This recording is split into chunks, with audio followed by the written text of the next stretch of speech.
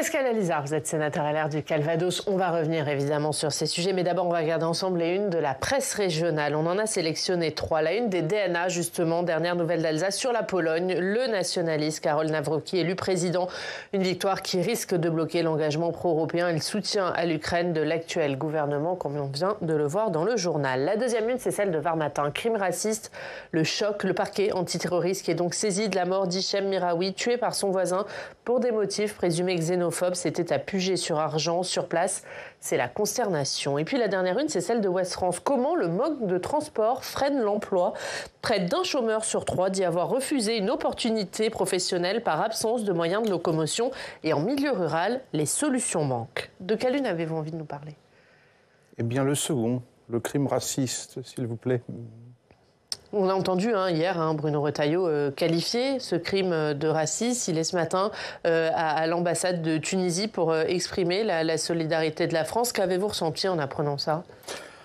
Écoutez, les deux autres sujets sont aussi extrêmement importants, mais je crois que celui-là est particulièrement choquant et l'acte particulièrement odieux et va totalement à l'encontre des valeurs de la République. Et je crois que dans la période difficile que nous traversons, ne rien céder sur ces sujets est absolument indispensable.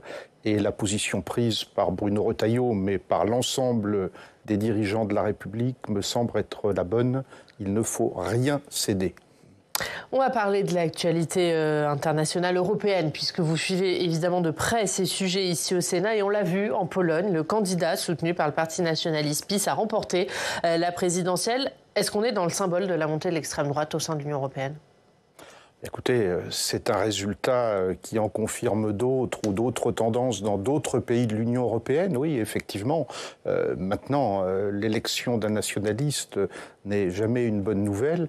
C'est pas une bonne nouvelle pour la France, c'est pas une bonne nouvelle pour l'Union européenne. Maintenant, c'est la volonté démocratique des Polonais, donc il faut le respecter. Dans un pays qui est gouverné par un pro-européen, Donald Tusk, est-ce que selon vous, le candidat nationaliste va vouloir saper le travail du gouvernement Tusk et va donner une autre orientation à la Pologne? Alors, qui cherche à saper le travail du gouvernement, ça semble évident, il le dit lui-même.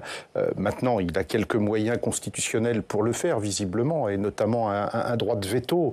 Et quand on l'entend s'exprimer sur le sujet de l'avortement ou sur la situation en Ukraine ou sur les réfugiés ukrainiens, tout cela est extrêmement inquiétant et reflète bien dans la réalité le comportement de ces partis nationalistes. Il y a des risques pour l'état de droit en Pologne, selon vous?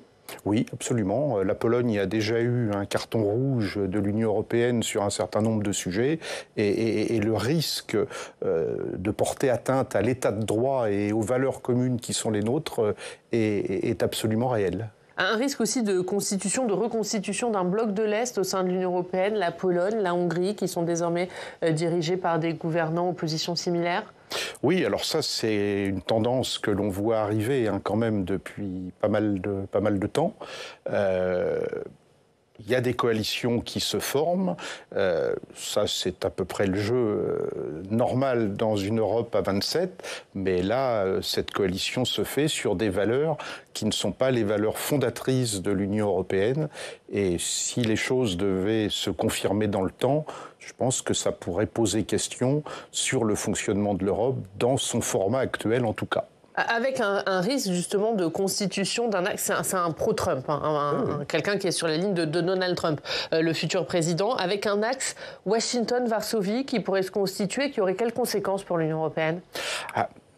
Avec un collègue, on a sorti il y a 2 ou 3 ans un rapport sur la politique étrangère des États-Unis et on l'avait intitulé, c'est une expression qu'on avait empruntée à Hubert Védrine, amis alliés mais pas alignés.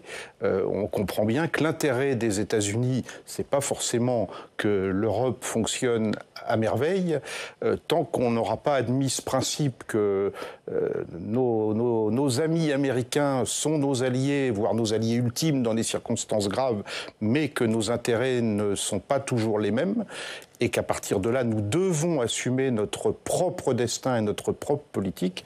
On le vit sur les problèmes de défense aujourd'hui, eh bien on aura ce genre de paradoxe. Et il s'est engagé, ce candidat, à ne pas revenir sur le soutien de la Pologne à l'Ukraine. Est-ce que vous pensez que cet engagement sera tenu ou est-ce que l'alliance France-Pologne-Allemagne est en danger ? Je pense qu'il faut voir les premières semaines de son nouveau mandat, voir si d'ailleurs le président du gouvernement va être confirmé par le Parlement. On peut le souhaiter, mais encore faut-il que ça se fasse. Et puis derrière, il y a quand même la problématique de l'adhésion à l'OTAN. Et il faut mettre ça d'ailleurs en résonance avec les exigences russes à Istanbul hier, cette nuit et aujourd'hui. Quelque part, il ne veut pas que l'Ukraine adhère à l'OTAN. Il ne veut pas que l'Ukraine adhère à l'OTAN et ça fait partie des revendications majeures des Russes aujourd'hui. Mais Zelensky doit s'inquiéter de cette victoire ? Oui. Je pense que oui, et le fait qu'il souhaite une rencontre rapide marque ce souci qui est un souci réel dans les équilibres de cette coalition européenne soutenant l'Ukraine contre la Russie. On va parler d'un sujet sur lequel vous travaillez ici au Sénat, ce sont les terres rares, objets d'une ruée mondiale, car de plus en plus nécessaires, notamment pour assurer la transition numérique. Notre journaliste Jérôme Rabier a réalisé un reportage sur le sujet minerais stratégique, l'Eldorado français.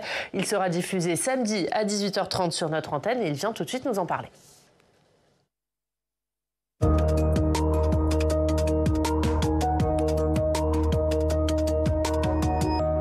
Bonjour Jérôme. Bonjour Oriane, bonjour Pascal Alizard. Bonjour. Alors Jérôme, votre reportage, on l'a dit, il s'intitule Minerais stratégiques, l'Eldorado français. Minerais stratégiques, de quoi on parle? Alors, ce sont des matières premières, des minéraux, des éléments chimiques qu'on trouve dans les sols. On les appelle aussi parfois terres rares. Et ces derniers temps, on en a beaucoup entendu parler, notamment lors du bras de fer entre Trump et Zelensky. Il y avait derrière ce bras de fer un accord sur l'exploitation de ces minerais stratégiques en Ukraine, parce que oui, il y en a beaucoup présents dans le sol ukrainien. Et en fait, on en a besoin pour tout, pour presque tout. À quoi ils servent ? Alors oui, effectivement, dans tous nos objets du quotidien, de l'ampoule électrique, voilà, mais on en a surtout besoin pour la transition écologique. La transition écologique telle qu'on l'a fait, en tout cas aujourd'hui, il faut par exemple extraire du silicium pour les panneaux photovoltaïques. Il faut des terres rares pour faire des aimants qui font tourner les éoliennes. Il faut encore du lithium pour les batteries des voitures électriques. Ça paraît antinomique, il faut extraire des minerais du sous-sol pour faire des énergies propres. Mais il en faut aussi pour tous les objets du quotidien. On en a tous un dans la poche, les smartphones, vous l'avez sur la table, Oriane. Voilà, et ben, ils sont remplis de minerais stratégiques. On est allé voir un chimiste qui est spécialiste de ces questions et il nous a bien expliqué tout ça. Regardez. Ce smartphone fait à peu près 200 grammes et contient à peu près 45% de métaux. On a un espace qui est relativement plein avec une myriade d'éléments que l'on va un par un démonter. La batterie est l'élément le plus important du téléphone, qui fait appel à de nombreux éléments, tels que le lithium, le cobalt, le manganèse ou le nickel. Il existe différentes technologies de batterie, mais toutes font appel au lithium. Ici, on retrouve le haut-parleur, donc qui est connecté via des pistes de cuivre, qui va permettre donc d'émettre les sons. Ce haut-parleur contient des terres rares, puisqu'il est miniaturisé, multiplié par le nombre de téléphones en usage personnel, mais aussi en usage professionnel, on aboutit à des quantités phénoménales de métaux qu'il faut extraire. Donc ces minerais stratégiques, il en faut partout, dans tous nos objets du quotidien, mais le problème, c'est, Pascal Alizard, qu'on en importe une très grande partie. On est devenu dépendant des importations sur cette question. Nous sommes devenus totalement dépendants sur cette question, ça c'est clair. Alors la France et les pays européens, c'est parfaitement clair. Et là aussi le paradoxe, c'est que finalement nos politiques il y a 50, 60 ans, nos scientifiques il y a 50, 60 ans avaient parfaitement anticipé ce sujet. Il y a des éléments qui le démontrent très clairement. Mais nous vivons dans des démocraties libérales. Le commerce international, ça reste du commerce. Et face à nous, vous avez d'autres puissances plus autoritaires, plus planificatrice, la Chine notamment, a depuis très longtemps organisé les choses, organisé les filières et dispose sur son propre sol de pratiquement 40% des ressources, mais contrôle 60 à 70% de la production. Mais ça, c'est le résultat d'une organisation que nous n'avons pas voulu mettre en place et qu'eux avaient parfaitement anticipé. Et pourquoi nous, on n'a pas voulu la mettre en place ? Parce qu'on a des erreurs politiques ? parce qu'on a considéré que cela faisait partie des échanges du commerce international. On est resté dans notre logique, je le disais précédemment, et après tout ce sont nos valeurs de démocratie libérale. On revient sur le sujet précédent. On n'a pas le même ordinateur, on ne fait pas fonctionner le monde de la même façon, mais parfois on se met en danger. Et sur la problématique des terres rares, c'est concrètement le cas. Et on peut la reconquérir, cette souveraineté ? Oui, absolument. Et c'est le sens des travaux. Alors, je fais un rapport pour la Commission des Affaires européennes sur le sujet. Il y a beaucoup de choses qui se mettent en place en France. Il y a une politique très volontariste sur ce sujet. Les États-Unis aussi. Enfin voilà. Mais c'est faisable. D'abord parce que quand on parle de métaux rares, c'est pas forcément une rareté quantitative. C'est qu'en fait, on en produit moins de 100 000 tonnes par an. Il faut savoir aller les chercher. Il faut savoir où aller les chercher. Et en France, et là on va avoir une nouvelle opération vérité avec l'opinion publique et les protecteurs de l'environnement, nous ne manquons pas de métaux rares, mais est-ce que nous aurons la volonté ou pas d'aller les extraire et les chercher? C'est une autre question. Et justement, Jérôme. Oui, justement, on est dépendant, pourtant on a connu des exploitations de mines pour des métaux stratégiques en France, on a connu aussi des mines d'or et d'argent en Haute-Vienne, elles ont été exploitées jusqu'en 2001, c'est pas si vieux, et en ce moment, en Haute-Vienne, ça bouge. Il y a de nouveau des recherches, mais sur d'autres minerais. Regardez ce deuxième extrait. On s'intéresse à tout un tas d'autres métaux qui accompagnent justement l'or et l'argent. Et on y retrouve le cuivre, le zinc et l'antimoine, par exemple. Les nouveaux chercheurs d'or, je sais pas, je dirais plutôt les explorateurs du 21e siècle, où on essaie justement de poursuivre ce travail d'acquisition de connaissances à la lumière de tous les nouveaux concepts qui ont été développés depuis l'arrêt des anciennes mines.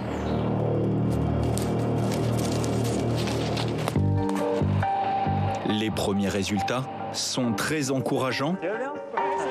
Alors, tout autour, les recherches se poursuivent à plus grande échelle, en explorant le sous-sol.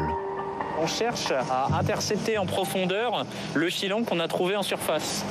Et partout ailleurs, tout le monde connaît très bien son sous-sol, parfois jusqu'à plusieurs kilomètres de profondeur. Et en France, on le connaît sur les 100 premiers mètres, c'est tout. Donc on a beaucoup de retard à rattraper par rapport à nos voisins. Là, on fait une campagne, mais il y en aura besoin de beaucoup d'autres travail pour pouvoir aboutir à quelque chose. Oui, c'est pas l'image, on va pas tomber sur... Non, c'est pas l'image de la pépite. C'est beaucoup de travail pour essayer de trouver quelque chose qui tient la route. Alors cette phase exploratoire, elle va durer plusieurs années en Haute-Vienne. On n'ouvre pas une mine du jour au lendemain. Mais en tout cas, il y a une volonté de l'État de relancer cette exploration minière en accordant des permis de recherche exclusifs à des compagnies privées, mais aussi avec son bras armé, le BRGM, le Bureau de recherche géologique et minière, qui a été chargé de faire un inventaire minier pendant 5 ans. Ils vont aller regarder, explorer le sous-sol français dans l'Hexagone, mais aussi dans les Outre-mer. On pense notamment à la Guyane, qui est connue pour la richesse de son sous-sol. Et il y a vraiment une volonté française, en tout cas de relancer ça. Et c'est assez nouveau, Pascal Aliza. Oui, c'est une reprise finalement de travaux, je le disais, qui s'étaient faits il y a plusieurs dizaines d'années. Le BRGM, j'ai auditionné dans le cadre de mes travaux le directeur général. Il y a une mission extrêmement claire, des premiers résultats extrêmement intéressants. La France n'est pas démunie, donc on a vraiment une volonté politique, mais aussi des moyens économiques et techniques à mettre en place pour pouvoir sortir de cette dépendance. C'est faisable.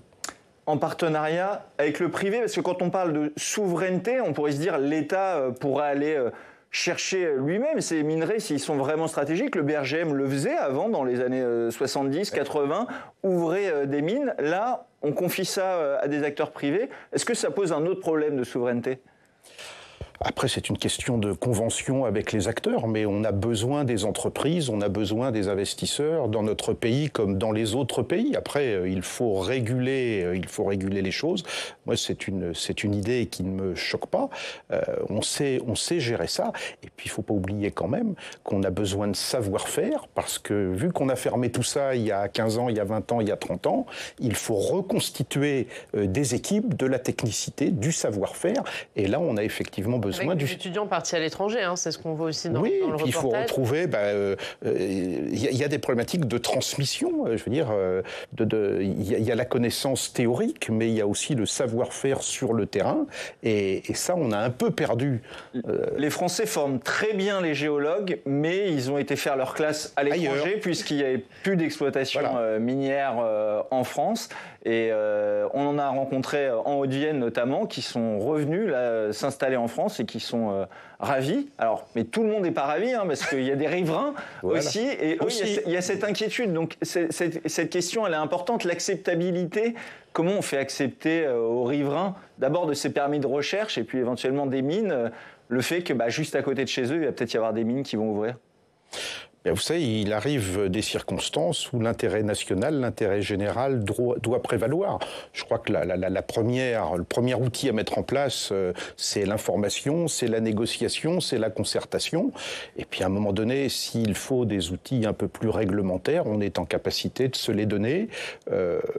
Voilà, on a un équilibre à trouver, mais l'intérêt national va commander que l'on avance sur ce sujet parce qu'il y a tout un tas de produits dont il faudra se passer. Et ça, c'est pas envisageable parce que vous avez parlé des secteurs de la consommation courante, mais ça concerne aussi et de très loin les problématiques de défense.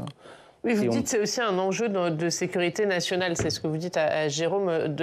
Comment c'est un enjeu de sécurité nationale? Ça concerne quoi précisément? Eh bien, tout simplement parce que parmi ces terres rares, parmi ces métaux rares, vous en avez dont on a absolument besoin dans la construction, dans la fabrication d'un certain nombre d'armes, dans un certain nombre de munitions. Bon, voilà, je ne rentrerai pas dans les détails, un exemple, mais l'État ne peut pas s'en passer. Les canons César qui font la fierté française qu'on a livrés en Ukraine, ils ont besoin de tungstène. La France n'exploite pas de tungstène, donc on est obligé de l'importer pour fabriquer ces canons César. C'est un exemple parmi d'autres. Voilà, des besoins français. Parce que c'est ce qu'on voit, on n'exploite plus de tungstène. C'est ce qu'on voit dans exactement, votre reportage. C'est ça. On en a exploité en France. Mais Alors, Jérôme, vous nous dites qu'on cherche, que l'État donne des permis. Est-ce qu'on va rouvrir des mines dans le pays? Oui, on va rouvrir des mines, et plutôt rapidement. Le projet le plus avancé, il se situe dans l'Allier, à Échassières, une petite commune rurale, perdue un peu au milieu de nulle part.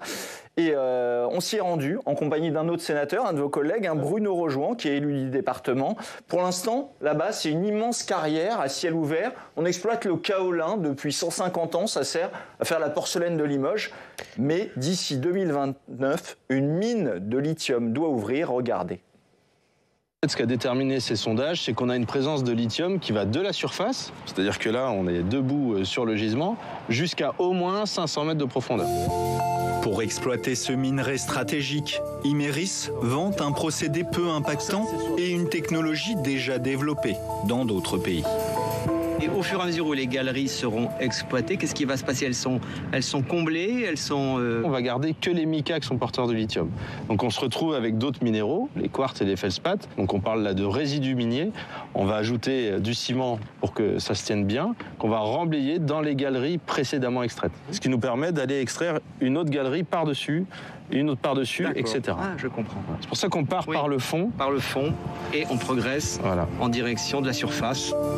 Ce granit de Beauvoir dans l'Allier pourrait combler un quart de nos besoins en lithium, avec des débouchés déjà tout trouvés dans l'industrie automobile française. Là, le projet Émilie, on part sur à peu près 34 000 tonnes à plein régime d'hydroxyde de lithium par an. Ça correspond à 600 à 800 000 équivalents de batteries de véhicules électriques par an. Donc ce lithium, il va servir à des batteries fabriquées en France. Il sera traité à Montluçon, à 50 km de la mine. On est vraiment en train de constituer une filière française. On extrait le lithium, on le transforme, on l'envoie dans des gigafactories du nord de la France qui équipent les véhicules électriques français. Ça, c'est un enjeu important, Pascal Elisa. C'est tout l'enjeu. Et je crois que ce qui se passe dans l'Allier, c'est l'excellent prototype de ce qu'il va falloir faire dans d'autres sites et sur d'autres métaux rares. Parce que, comme je le disais précédemment, on ne manque pas forcément de ressources, mais on ne les exploite plus. Il y a une phrase juste dans votre documentaire, Jérôme, c'est « Les emplois du passé deviennent les emplois du futur ». Est-ce que ça va permettre la renaissance de certains territoires industriels ? C'est le cas sur cet exemple-là. Ça peut être le cas ailleurs.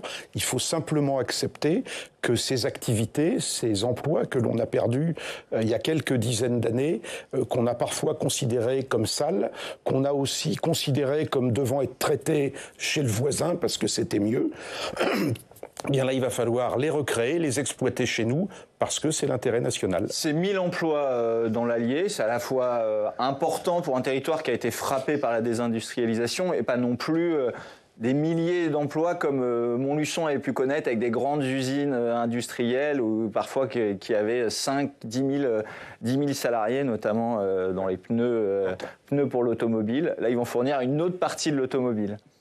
Un dernier mot, Jérôme ? Oui, il y a quand même des opposants dans l'Allier. Ils sont mobilisés et ils sont particulièrement inquiets sur la problématique de l'eau, parce que pour faire une mine, il faut de l'eau, beaucoup d'eau. Alors Imerys dit que c'est un projet le plus économe, le plus écologique possible. Il y a quand même une vraie inquiétude là-dessus. Imerys, l'exploitant, a le droit de déroger à plein de règles parce qu'il a eu, contrairement à l'A69, le label projet d'intérêt majeur national. Donc ils ont le droit de déroger à certaines règles de protection de l'environnement. Il y a cette inquiétude-là, et notamment parce que dans l'Allier, on a connu l'exploitation minière, et 20, 30, 50 ans après, il reste des traces de pollution. Donc forcément, la population, elle a cette mémoire. Il va falloir que, si le projet, pour qu'il soit réussi, il va falloir qu'il remplisse beaucoup de conditions pour emporter l'adhésion de la population. Et on voit, il y a beaucoup d'enjeux avec ces terres rares, ces minerais stratégiques. Votre documentaire, Minerais stratégiques, l'Eldorado français, il est à voir samedi à 18h30 sur l'antenne de Public Sénat. Ce sera sur le canal 8 samedi. Merci beaucoup. Merci Jérôme d'avoir été avec nous. On va terminer par quelques mots politiques. Pascal Alizard, la proportionnelle va-t-elle provoquer le départ de Bruno Retailleau et des LR du gouvernement? Hier, ils étaient reçus à Matignon. Bruno Retailleau, Mathieu Darnaud, Laurent Wauquiez. Ils ont affirmé leur forte opposition à cette réforme. On écoute Bruno Retailleau. Nous sommes opposés au mode de scrutin proportionnel. C'est chez nous une position qui n'a pas varié. C'est une position qui est une position de fond. Nous pensons que le scrutin proportionnel aboutirait à une assemblée ingouvernable. Nous avons dit notre franche et totale opposition à cette réforme du scrutin proportionnel. Je pense qu'il y a mieux à faire pour nos concitoyens, et à titre d'ailleurs le ministre de l'Intérieur, j'ai confirmé au Premier ministre que jamais je ne porterai ce type de réforme.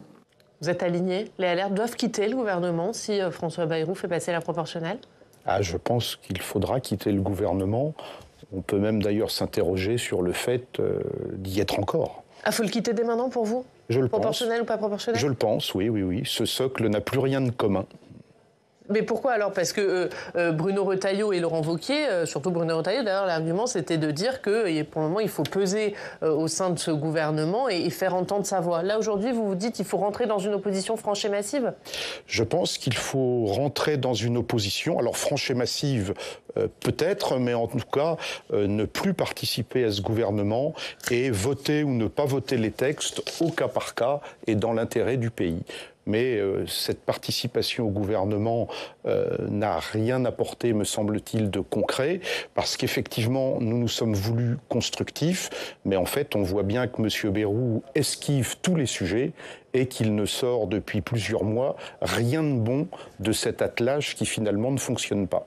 Merci Pascal Alizard. Merci beaucoup d'avoir été notre invité. On va continuer à parler de ce sujet tout de suite avec le ministre des Transports, membre également des LR. C'est Philippe Tabarot qui nous rejoint.